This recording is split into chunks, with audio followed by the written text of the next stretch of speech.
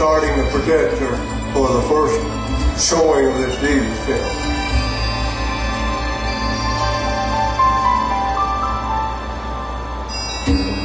And it was such an honor to be able to do that. Just to know that there's people here who have never heard of Jesus. And now they're going to get to see Him and hear Him talk in their own language. That's the amazing part to me. I was just awestruck by the number of people that were present.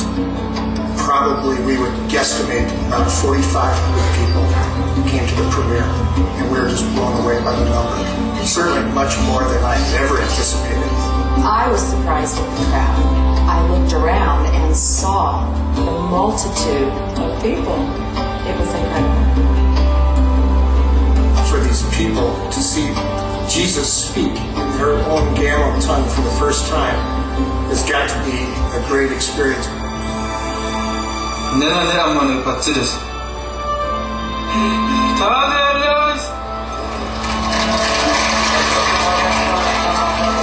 They responded because it was in their language, and they were so emotional about it, and it just touched my heart as it did theirs.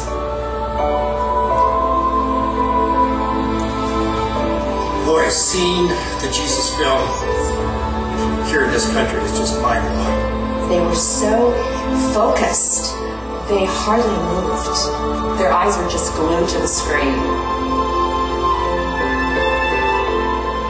It just takes your breath away to see the emotion that the people feel, but also the emotion that it brings out in my heart to see it for the first time in this environment.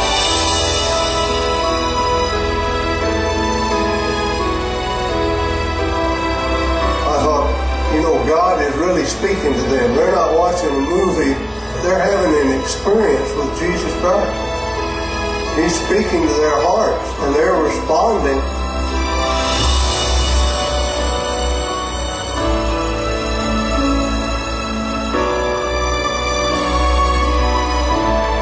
They were just moved. You could hear them groaning when things would happen.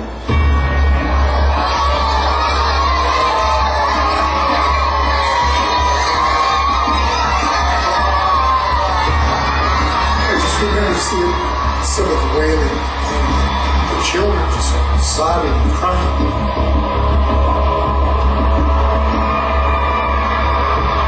I just took my breath away.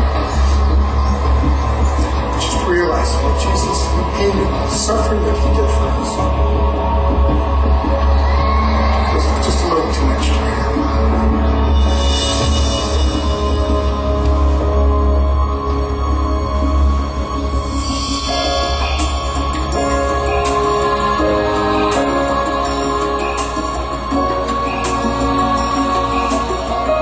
See, the response was truly unbelievable. To see that they wasted no time initially. Once the first gentleman stepped out, it's as though they all came. We were excited to see so many come, and most of them young men. That was exciting. That was encouraging. That was just beautiful.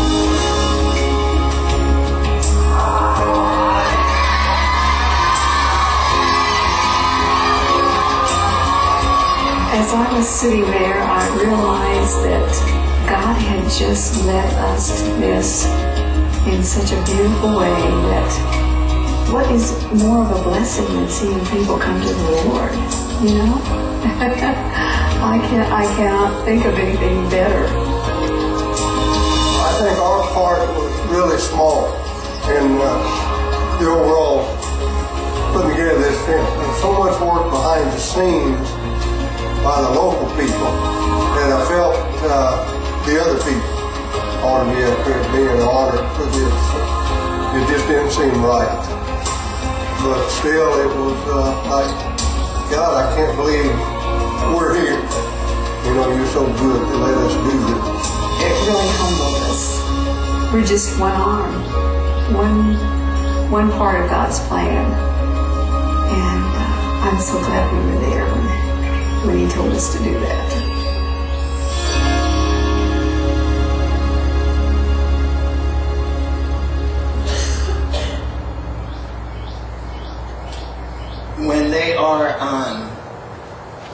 saw them holding the canisters, that would be like us holding this up.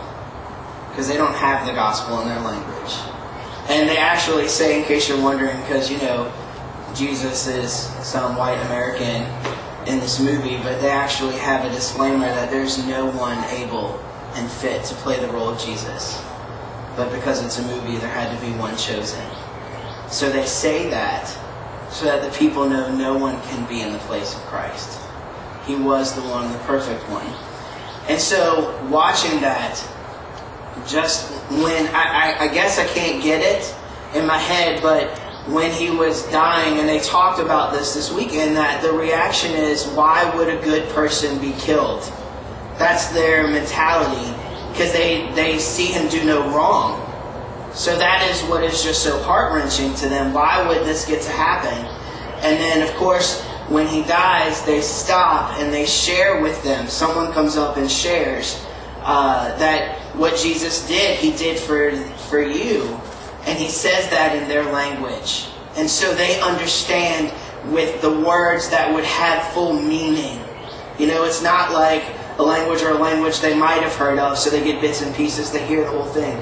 Anyway, and then they show the resurrection and they erupt, you know, and it's like he is alive. And anyway, there was a clip that showed what happened with this people group several years later.